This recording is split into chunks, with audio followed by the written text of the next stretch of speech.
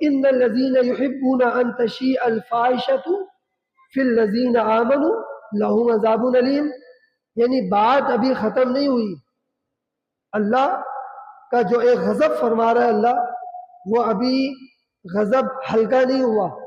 اللہ فرما رہا ہے کہ وہ لوگ جو چاہتے ہیں کہ مسلمانوں میں برا چرچا پھیلائیں، مسلمانوں میں برائی کو پھیلائیں، فحاشی کو عام کریں، ان کے لیے دردناک عذاب ہے فی الدنیا والآخرہ الامان والحفیظ.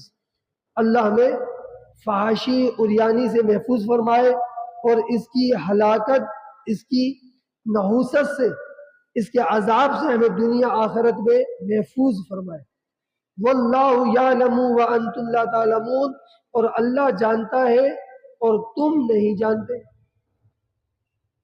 بات تو وہی چل رہی ہے کہ جنہوں نے اس برائی کا چرچا کیا، ایک کو پتہ چلا جا کے دوسرے کو بتائی، دوسرے کو پتہ چلا تیسرے کو بتائی، بات پھیلی.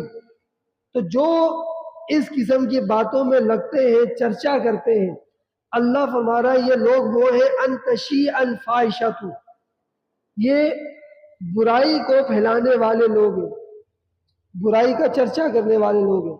آج بھی ہمیں اگر کسی کے بارے میں کسی برائی کا پتہ چلے کہ یار اس کے ساتھ یہ مسئلہ ہوا ہے، تو لوگ معاذ اللہ جان بوجھ کے دوسرے کو، ہمیں پتہ چلا کیا کیا اس نے، کیا گل کھلایا اس نے، فلاں کے بیٹے نے کیا کیا ہے، فلاں کی بیٹی نے کیا کیا ہے، فلاں کی گھر والی نے کیا کیا ہے، فلاں کے گھر میں کیا ہو رہا ہے.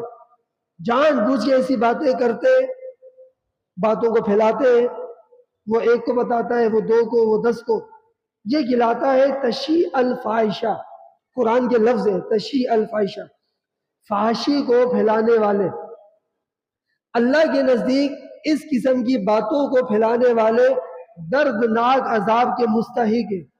وہ ان کو دنیا میں بھی ملے گا، آخرت میں بھی ملے گا. یا تو پھر سچے دل سے توبہ کر لیں کہ آئندہ ایسی حرکتیں، ایسی فحاشی کے کام نہیں کریں گے. پھر تو بچت کا سامان ہے، ورنہ خطرہ ہے.